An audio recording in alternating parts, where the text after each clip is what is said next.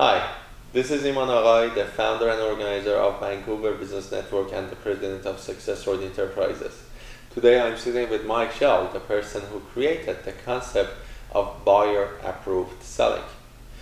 So Mike, what does buyer-approved selling mean? Buyer-approved selling is a philosophy whereby everything you do in the sales process is geared towards being approved by the buyer or the decision maker that you're working with. So you wouldn't want to do something that was misleading or something that was annoying. You'd want to be courteous. You'd want to be a clear communicator. You'd want to be on time. You'd want to do all the things that you would want somebody to do if they were trying to sell to you and get your money. That's buyer approved. It's a philosophy of excellence. Okay, and I know that Mike has a book called Buyer-Approved Selling. And it's no coincidence. And it's no coincidence. And when he wanted to write that book, he interviewed 250 companies to write the book. Mm-hmm. So, Mike, how did you interview 250 companies, and what were you asking them? What were you doing? Right. Well, fortunately, Iman, I had a call center at the time, and there was about 28 people in the call center, a number of which were exceptional communicators. And I taught them how to make cold calls to corporate buyers at Fortune 500 companies and some smaller and some more medium-sized companies as well, just to get a fairly good representation across the board. And we would call up a company like, say, Sara Lee Foods or Verizon or Canon, and we would make a cold call. And we would ask to speak to the purchasing department, usually the manager, and we would say, look, we're writing a book, we know we caught you right out of the blue, but have you got a quick sec? They go, well, what's it about? Well, we're writing a book for salespeople, B2B salespeople, based upon the perspective from your side of the desk. And we'd just like to get some insights because you deal with salespeople day in and day out, and really, who better to tell us how to sell than the very people we sell to? Makes sense. So typically, probably about 30%, 40% of them would agree to participate. And it was very interesting to me in that we would say, look, we'll take a couple of minutes right off the bat, a couple of quick questions, but once they answered those questions, they were getting into it. Mm-hmm. They, because if people have expertise, they want to share that knowledge and expertise, and that's great. And they were very, very helpful, and typically they would give us some more time. And some of them even said, look, call back if you have more questions. So it was really a great kind of relationship right off the bat. And then we got permission to use their name, their company name and title in the book, and created the book Buyer-Approved Selling, Sales Strategies from the Buyer Side of the Desk. And it's really a collection of tips that you can use with confidence throughout the sales cycle, knowing that they're endorsed, appreciated by the buyer. And of interest is for every single tip, for example, let's say we had something like an advanced meeting agenda that you would send prior to a meeting. So we would ask the decision maker, how many advanced meeting agendas before a meeting do you typically get from salespeople over all the years you've dealt with salespeople in percentage? And a typical response would be, 5%, maybe 10%, depending on the industry. Yeah. But it would demonstrate that there's a great opportunity for a salesperson to differentiate their approach.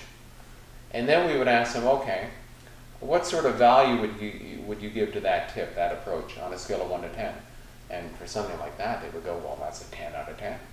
Yeah. And then we'd say, give me some comments, some feedback as to why that's valuable and helpful to you as a buyer. So they would give us some very specific comments, which are all in the book. Yeah. And that's really a catalyst for change. So if a salesperson reads that, mm-hmm. they then know, well, there's a good reason for me to adopt this new behavior. Here's the reasons they like it. I give it a 10 out of 10. 5 or 10% of my competitors are using this approach. Why wouldn't I use it? Because it's really this knowledge action gap. It's one thing to know what to do. It's another thing to actually do it. Yeah, that's right. Actually, when you were speaking, I liked the part you said, experts love to share. Yes. And that's true, because a true expert always is sharing. A true expert is always adding value. Right. And that was quite a good quote. I got to go and tweet it. Okay. But before I go and tweet it, can you tell us the 3 top techniques or the things that we should use in our sales process? Absolutely, Iman. First of all, you've got to be building trust all the time. Because when you meet typically a prospect, they don't know you. You have to build trust, and you do that through your behavior. Your behavior has to be, secondly, your behavior has to be predictable.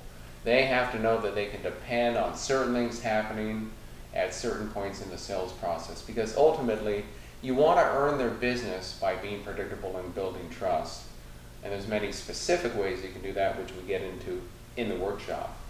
However, ultimately you want to have that, you want to look at the lifetime value of a customer.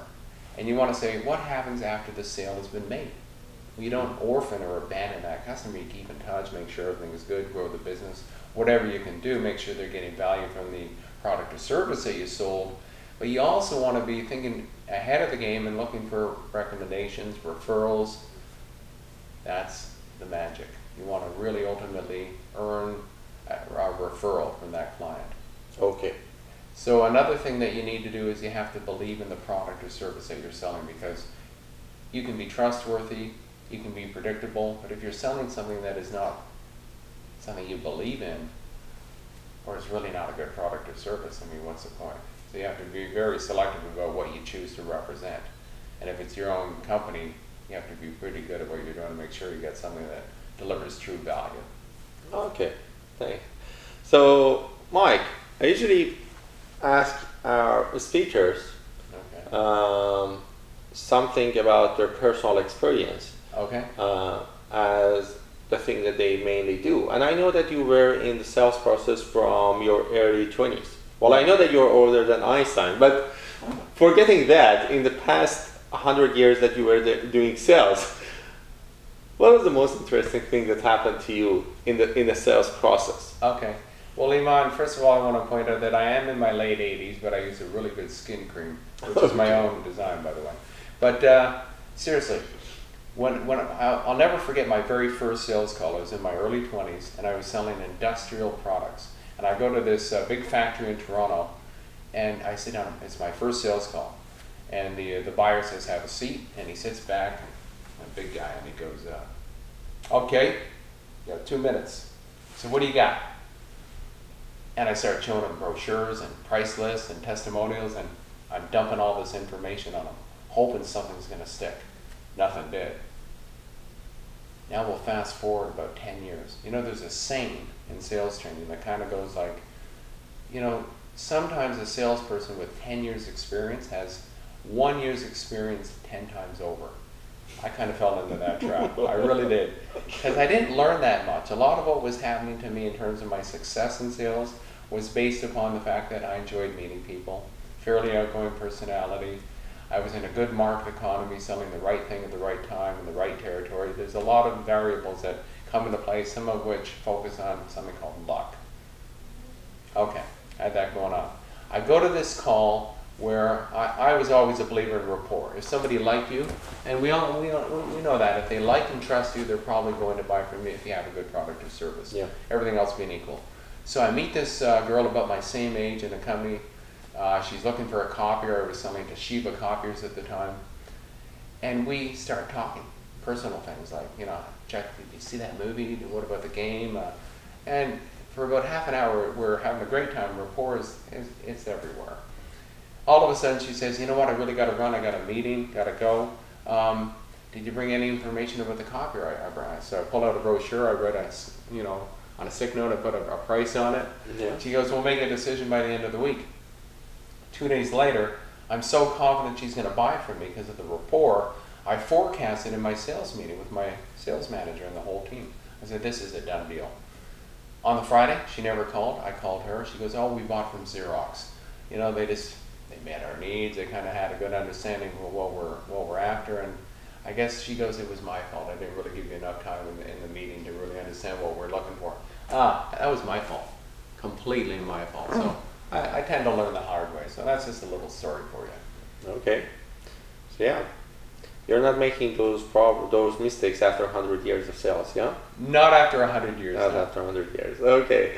So we are going to have Mike Schell in Marketing Mastery Summit 2011. A Marketing Mastery Summit is a place that professionals learn how to position themselves as the go-to expert. Mike, what will be the takeaway that people get from your speech in Marketing Mastery Summit? Well, I want to say one thing. It's going to be more than just a me talking at you kind of thing, because what I've noticed is when I'm talking at people, many times they're thinking other thoughts. They got their own agenda going on.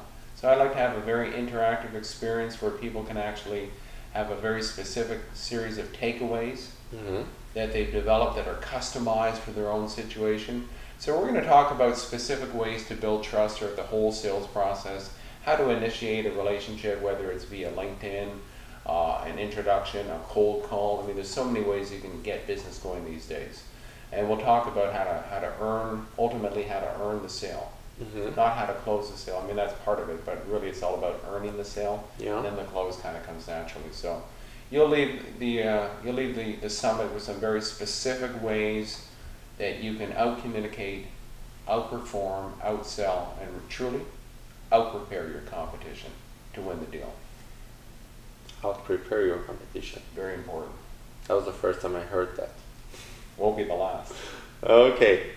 Thanks, Mike, for joining me today at Experts Cafe. We are so looking forward to have you in Marketing Mastery Summit on December 3rd and December 4th. We're sure we'll learn a lot about you. Thanks, Iman. Thank you.